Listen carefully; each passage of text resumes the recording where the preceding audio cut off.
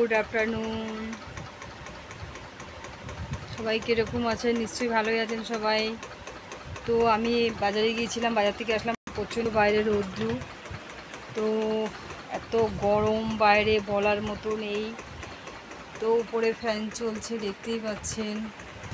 এখন বেলা বাজে 1:45। আমার ঘরে কাজকর্ম কিচ্ছু হয়নি, কোনো কিছু কাজ হয়নি। তো আমি এখন বসে বসে কাজগুলো করব। সকালবেলা অল্প কাজ করা হয়েছে,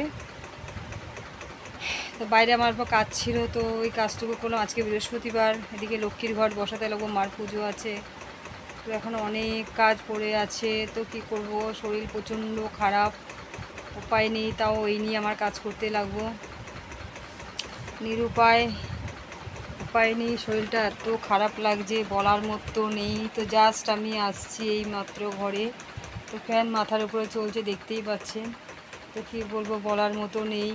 তো ঘরের কাজকর্ম সব উল্টো পাল্টা হয়ে রয়েছে, দেখতে পাচ্ছেন। এরা তো সবসময় কাজে ব্যস্ত থাকে না, কী করে, উপায় নেই, এদেরকে বলতেও পারি না কাজের জন্য আমি। আর ছেলেকে তো কিছু বলিই না, কারণ ওর বহুত কষ্ট কাজে, কারণ সকাল থেকে বেরিয়ে যায়। ছেলে মানুষ তো কাজ বলেও তো লাভ নেই, ছেলেদেরকে দিয়ে আমরা এরকম করে কাজ করাইও না, বলে লাভ নেই। আর মেয়েও সকালে চলে যায়, ওরও সময় পায় না। হ্যাঁ, তো সব কাজ আমারই করতে লাগে। তো এখন এইগুলো কাজ সব আমি আস্তে আস্তে যতটুকু পারবো করব। তো বাইরে প্রচণ্ড রোদের একটা ঝলসা আসছে, দেখতেই পাচ্ছেন। তো এখন এইসব কাজগুলো করব। তো আমি সকালবেলায় ব্রেড আর চা অল্প খেয়েছিলাম, তো ওইগুলো খেয়ে আমি ট্যাবলেট খেয়েছি। তো কতগুলো কাপড় আছে, কাপড়গুলো ধোবো, ধুয়ে রানীকে চান করাতে, রানীকে 2 দিন ধরে চান করানো হয়নি, রানীকে চান করাতে লাগবে। চান টান করি, নাহলে ও আবার চানটাকে বেশি পছন্দ করে, বেশি পছন্দ করে, তা ওকে আমার চান করাতে লাগবে।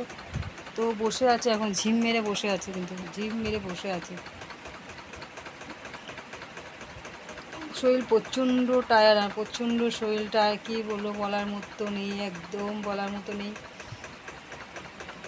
তো কালকে রাত্রেবেলা আমি চিংড়ি মাছ বানিয়েছিলাম, মিষ্টি কুমড় দিয়ে, আলু দিয়ে, ঝিঙা দিয়ে, তো ওই দিয়ে ছেলে ভাত নিয়ে চলে গেছে। তো ওদেরকে আমার সামাল দিতে লাগে, কী করে, উপায় নেই। তো আমার যতই শরীর খারাপ থাকুক, যা থাকুক, আমার ওই নিয়েই কাজ করতে লাগবে, কারণ আমি বিছনায় পড়ে গেলে ওদের প্রচণ্ড প্রবলেম হয়ে যাবে, খাওয়া দাওয়ার দিক দিয়ে, ঘরোয়া সব কিছু সব দেখাশোনা করার দিক দিয়ে, কমপ্লিট সব দিক দিয়ে প্রবলেম হয়ে যাবে। তো আর কি বলবো, বলার মতো কিচ্ছু নেই। তো আমার হাত ছাদগুলো এত ব্যথা, কী বলবো আমি, প্রচণ্ড ব্যথা। ছাতি নিয়ে ড্যাং ড্যাং করতে করতে গেলাম, হয়তো ছাতি নিয়ে যাবো, হয়তো ছাতি নিয়ে গিয়ে হয়তো কোনো জায়গায় ছাতিটাকে কোথাও হারিয়ে ফিরে আসবো, এরকমও হয়ে যায় কোনো সময়। আবার গিয়ে ছাতিটাকে খুঁজতে, ছাতি হারানো তো ভালো না, ছাতি, এই রুমাল, গামছা, এগুলো জিনিস হারানো বহুত খারাপ, বহুতই খারাপ। এই জন্য ছাতিটাকে খুব কমই ইউজ করি। আর এখন বেশিরভাগ আমি দিনের বেলা বাইরে বেরোই না, একমাত্র খুব দরকার যদি হয় তাহলে আমি বেরোই, দরকার ছাড়া আমি একদম এখন একদমই বেরোই না। তো কি বলবো, বাইরের দিকে তাকানোই যাচ্ছে না, প্রচণ্ড বাইরে এত রৌদ্র, বাইরের দিকে একদম তাকাতে না, ভালোই লাগছে না, প্রচণ্ড গরমে। যে দেখুন বাইরে প্রচণ্ড রৌদ্র বেড়ে উঠেছে একদম, সূর্য দিকে তাকানো যাচ্ছে না একদম। এদিকে গাছের মধ্যে অল্প মাঝে মাঝে এই যে আমাদের গাছের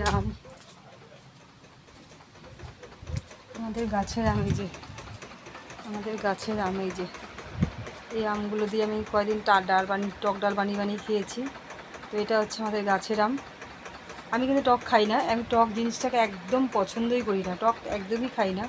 তো ডাল বানালে কোনো সময় আমি ডাল নিজে বানিয়ে খাই আরও। তো এটা হচ্ছে গাছের আম, অনেক আম পড়ে যাচ্ছে, কিন্তু এবার আমটা ধরেছে বহুত কম পড়ে ধরেছে।